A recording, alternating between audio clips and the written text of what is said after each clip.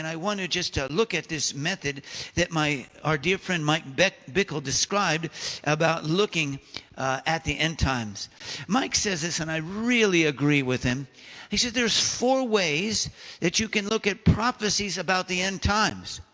Now, we don't mean this just as end times theology. We need to understand the times we live in. And he said there's one way.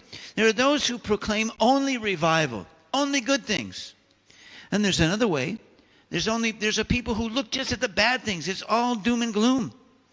But then there are those, and we believe this is the correct way, the third way here, those who proclaim both the coming unprecedented revival, but also it would be in the context of escalating darkness and evil.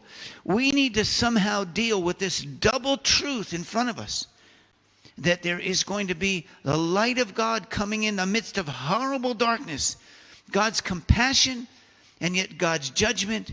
There's a clash of the forces of good and evil.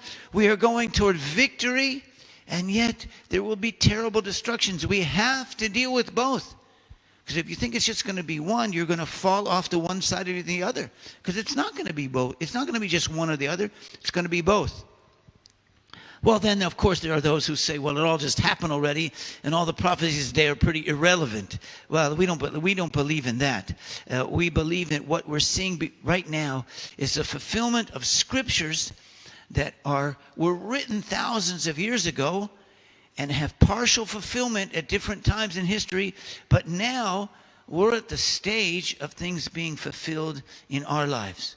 And so we need to see, as it says also in Romans 11, that we need to look, in verse 22, look at both the kindness, goodness, grace, and mercy of God, and yet also look at his judgment and severity.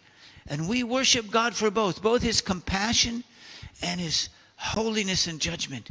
And then we are in the right place of God.